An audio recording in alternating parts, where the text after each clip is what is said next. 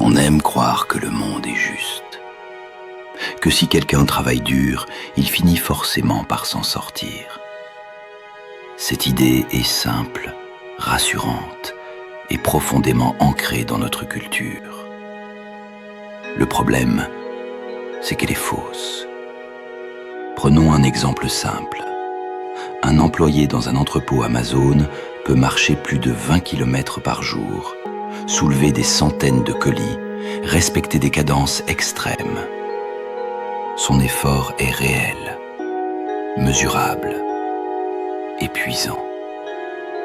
Pourtant, ce n'est pas lui qui s'enrichit, ce sont les actionnaires. Les ingénieurs qui ont conçu les systèmes, les décideurs qui occupent les positions stratégiques. L'effort n'est pas payé, la position l'est. Même logique dans la restauration rapide.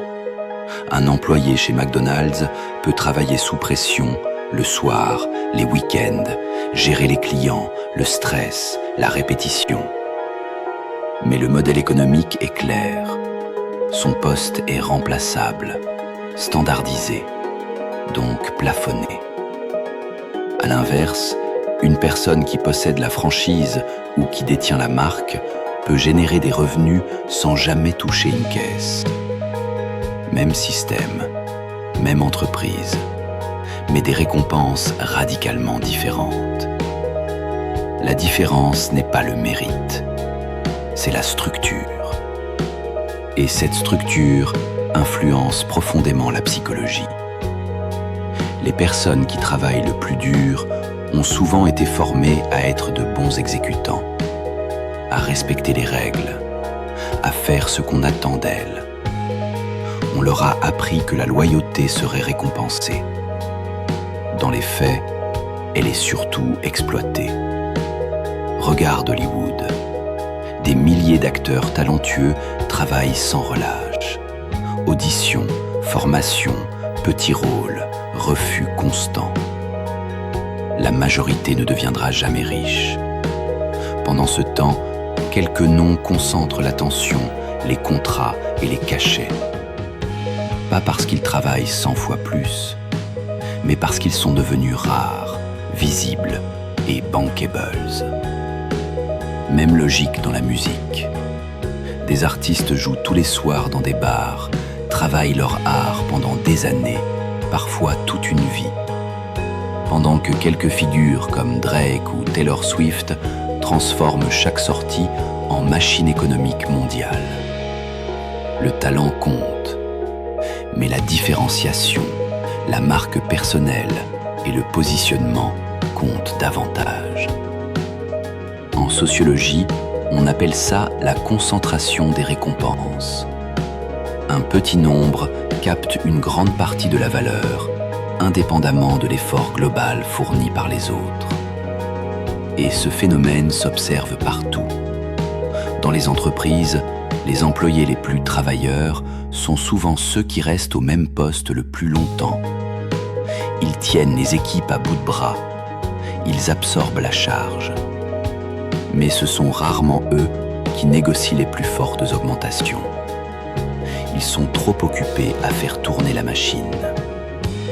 Pendant ce temps, ceux qui savent se rendre visibles, changer de poste ou quitter le système au bon moment progressent plus vite.